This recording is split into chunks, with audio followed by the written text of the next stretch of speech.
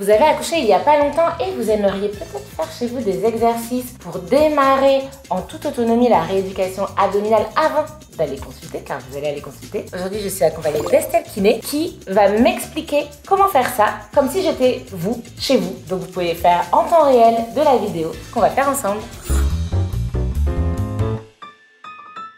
Bonjour Estelle. Bonjour Charline. Dis-moi tout, je me laisse faire. Alors déjà, en rééducation abdominale, on va essayer de reconnecter par des contractions passives. Donc à aucun moment, je vais te demander ni de contracter ton ventre, ni de contracter tes abdos. Ça marche, pourtant ça je sais le faire. Dommage, pas du tout de travailler de contraction volontaire. Le but déjà au niveau respiratoire, ça va être pour celles qui ont les côtes très ouvertes, de travailler en fermeture. Pour celles qui ont les côtes très fermées, de travailler en ouverture. Ok, donc le but, ouverte ou fermée. On va voir. Le but c'est de retrouver une amplitude au niveau de la cage thoracique. Donc ce qu'on peut faire pour les curieuses, vous pouvez prendre un mètre ruban chez vous.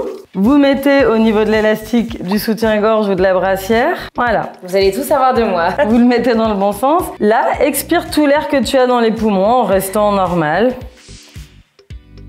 Et inspire. Super, donc toi tu as déjà une bonne amplitude. Donc vous pouvez faire ça, c'est juste pour noter d'où vous partez chez vous. Et après vous verrez que vous gagnerez soit en fermeture si vous avez les côtes très ouvertes. Après les grossesses, ça arrive souvent et que vous avez besoin de les refermer. Tout ce qui va travailler la fermeture, c'est l'expiration. Tout ce qui va travailler l'ouverture, c'est l'inspiration. Mais peu importe, l'important c'est vraiment de tout travailler. Donc on peut prendre soi-même un mètre ruban et on voit en fait si la différence entre l'expire à fond et l'inspire à fond est important. Et est-ce qu'il y a un delta, tu vois, minimum, on se dit, oh, il n'y a pas beaucoup de mouvements quand même. 7 cm, c'est pas mal. Ouais, okay. Après, ça dépend de ta taille, de la morphologie de ta cage thoracique, etc. Donc, je vais pas dire un chiffre. Non, mais ça donne une idée. Voilà, il faut une cage thoracique, c'est fait pour bouger. Je sais qu'il y a beaucoup de femmes qui respirent au niveau abdominal en inspirant, en bombant le ventre et en expirant, en rentrant le ventre. Là, c'est pas du tout ce qu'on cherche. Donc, c'est la difficulté avec la plupart des patientes. Donc là, tu es en postpartum. Tout à fait. Tu veux travailler tes muscles abdominaux. Oui, j'aimerais bien.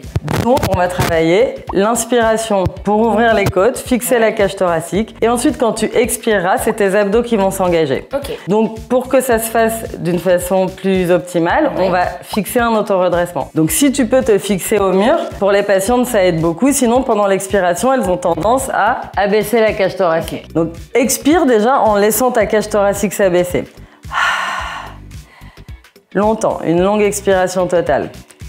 Là, est-ce que tu as senti tes abdos se contracter? J'ai pas fait gaffe, mais je crois que oui. J'ai surtout senti ma poitrine se resserrer. Maintenant, tu vas essayer de garder ta poitrine bien haute. Tu vas faire une expi en A, comme si tu faisais une buée qui faisait un son de A. Et tu expires longtemps. Et je me concentre pour voir si naturellement mes abdos se contractent. Voilà. Ok.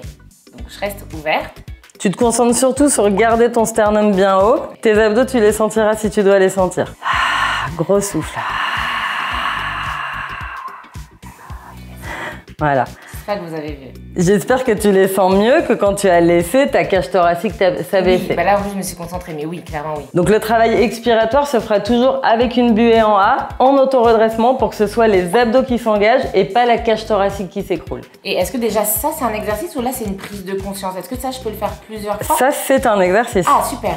Donc je peux, tous les jours, si j'ai envie de le faire 10 fois d'affilée, ça retravaille tranquillement mes abdos dans la fonction. C'est un travail que tu peux aussi faire en grossesse. Ok, super. Pour maintenir le bébé bien haut et décharger un peu ton périnée. Donc juste se mettre bien droit, ça aide. Ok, trop pratique. Donc maintenant, on va le faire plusieurs fois. On va faire 4 secondes d'inspi où tu essaieras vraiment d'ouvrir ta cage thoracique par là pour gagner le plus possible en amplitude. Donc tu ne bombes pas ton ventre, tu le laisses faire sa vie. Il va légèrement se bomber, mais tu n'insistes pas ce mouvement. Tu insistes vraiment ce mouvement-là. Une fois que ta cage thoracique est bien ouverte au bout des 4 secondes, tu penses uniquement à bien fixer ton sternum vers le haut. Tu pousses ta tête dans le mur pour rester bien redressé et tu fais ta buée en A. Ok. C'est parti. Inspire. Expire.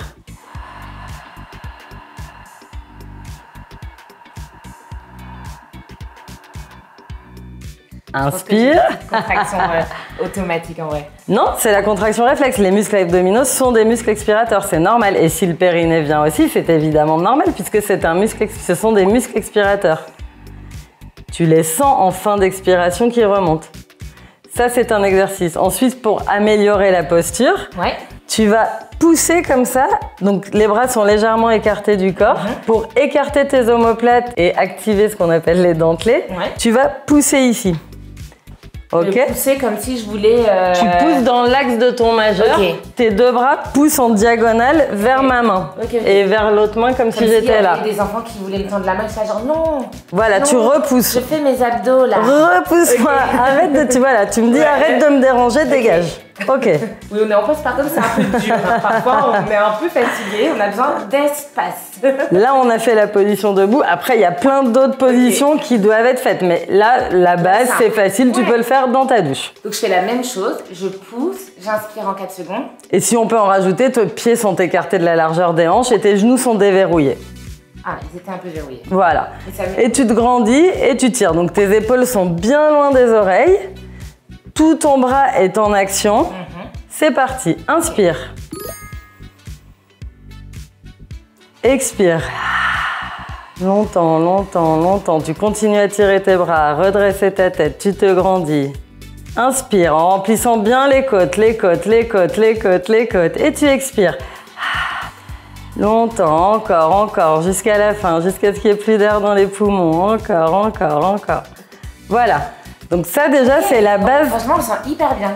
Voilà, c'est la base d'un exercice hypopressif. Après, il y a des choses encore qui ne sont pas respectées pour un vrai exercice hypopressif, mais c'est déjà très bien. Trop bien. Ensuite, si tu veux, on peut essayer un exercice un tout petit peu plus avancé, mais qui ne sera pas à faire maintenant. C'est-à-dire pas à faire maintenant? Il faudra d'abord avoir pratiqué cet exercice-là dans différentes postures, mais est-ce que tu veux quand même essayer avec une apnée, puisque tout le monde visualise l'hypopressif avec l'apnée? Et quels sont les prérequis là pour les personnes qui nous regardent? Donc en gros, si je maîtrise pas là ce qu'on vient de faire, oui, ça sert à rien. Il faut déjà que la respiration, l'inspiration ne doit pas être abdominale. Si on gonfle le ventre en permanence, ça sert à rien d'après aller placer une apnée, ça n'aura aucun effet. Donc il faut vraiment que l'inspiration et l'expiration soient maîtrisées dans toutes les positions avant de passer aux phases avec apnée. Et l'apnée, c'est aussi suivant plein de petites choses, donc c'est mieux quand même d'être accompagné par un professionnel. Peut-être on attend d'avoir démarré sa rééducation. Voilà, d'avoir une évaluation au niveau du diastasis, etc. Même si ça n'est pas contre-indiqué sur les femmes qui ont des diastasis, bien au contraire, ça a été créé pour. Très bien. Donc là, ce qu'on va faire, c'est qu'on va rajouter à cette posture un déséquilibre avant. Donc tu restes bien aligné comme si tu étais contre le mur, comme si le mur venait avec toi et qu'il s'inclinait à partir de ta cheville. Tes genoux sont déverrouillés, tes bras tirent toujours dans l'axe. Et là, est-ce que je peux légèrement relever le t-shirt juste pour qu'on voit les côtes? Alors, on va juste voir tes côtes et on va essayer. Donc sur l'inspiration, on a beaucoup travaillé les muscles inspirateurs accessoires. Donc je vais essayer juste de te donner les ordres. Tu fais rien de plus de ce que je te dis. Okay. Attends, excuse-moi, j'ai une question. Comment être sûr que je fais pas une contraction volontaire de mes abdos? Alors ça va beaucoup se voir pendant l'apnée justement. Mais le but c'est que si tu es très concentré sur ta posture et que on déconnecte les abdos, normalement tu le sens quand tu les déconnectes. Inspire par le nez. Expire en A. Expire, expire, expire, expire, expire, expire. Garde ton auto-rendressement. Tu fermes le nez et la bouche une fois que tu n'as plus d'air dans tes poumons. Et tu essayes d'ouvrir tes côtes comme si tu faisais une grande inspiration. Tu laisses ton ventre tranquille. Tu ouvres tes côtes. Tu ouvres. Encore, encore, encore. Voilà. Et tu réinspires tout doucement, toujours en dirigeant l'air vers les côtes. Vas-y, montre-nous, tout en sachant que toi, tu fais ça depuis des années. Moi, je t'avoue que je trouve ça toujours très impressionnant quand tu le fais. Je t'en prie, Estelle.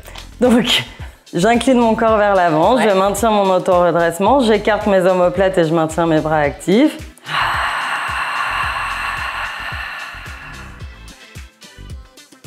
Ah ouais, impressionnant. Par contre, t'as pas mangé, que moi j'ai le ventre pas.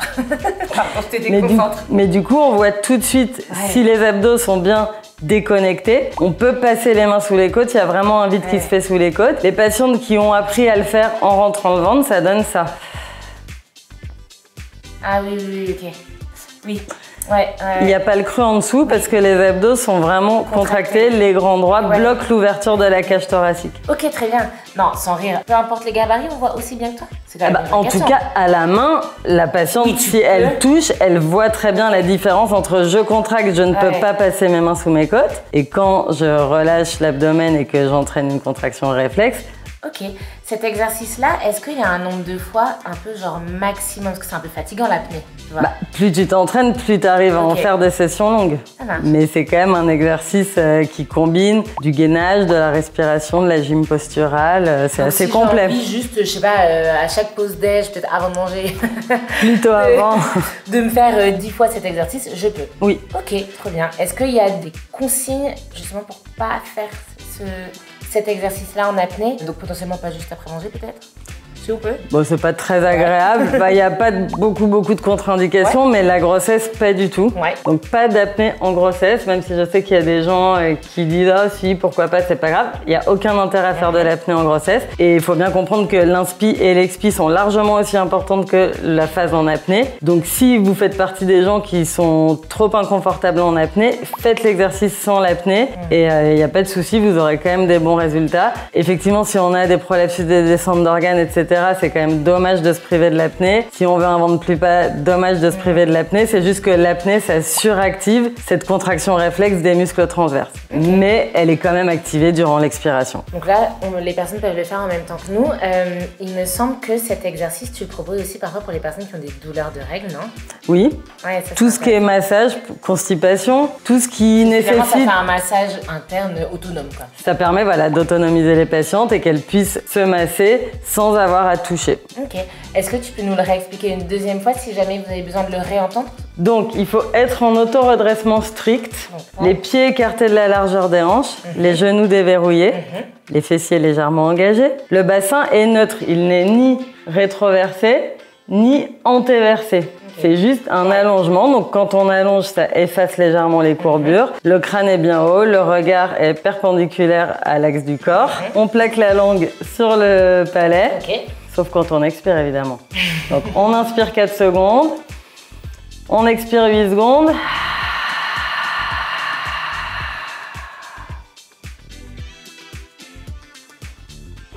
Et pendant l'apnée, on ouvre les côtes. Et quand on réinspire bien par les côtes, par les côtes, par les côtes, et on réexpire. Ouais, c'est pas un exercice. J'ai fait un truc chelou, et là c'est moins douloureux. En fait. Il faut pas relâcher d'un coup, sinon le diaphragme descend d'un coup, pas bon pour le périnée, donc on freine quand on réinspire. Et ça, c'est comme un exercice de gainage, c'est pas on le fait, on change de position, on le refait, on change de position. On essaye de maintenir cette position. Si on a décidé de faire 10 répétitions, on maintient la position pendant les 10 répétitions. On relâche pas les bras et le corps. Ok. Et ben écoute, merci beaucoup Estelle, j'espère que cette vidéo vous a plu. Franchement, j'ai trouvé ça hyper clair, très pratique. Moi, je le referai. Pour retrouver Estelle, eh bien, vous avez son compte Instagram, sa chaîne YouTube, je vous remets tout en description. Tous ces livres dont je vous parle dans l'autre vidéo que nous avons faite ensemble et que je vous remets juste sur le côté, sur la rééducation abdominale, à quoi ça sert et toutes les infos sur le sujet. Encore merci beaucoup Estelle pour ton expertise. Si cette vidéo vous a plu, un petit pouce en l'air, je vous invite à vous abonner pour ne pas louper les prochaines. N'hésitez pas à mettre en commentaire toutes vos questions, toutes les idées que vous avez, les envies que vous avez pour les prochains sujets de vidéos. Je vous souhaite une très belle journée et je vous dis à dimanche prochain pour la prochaine vidéo.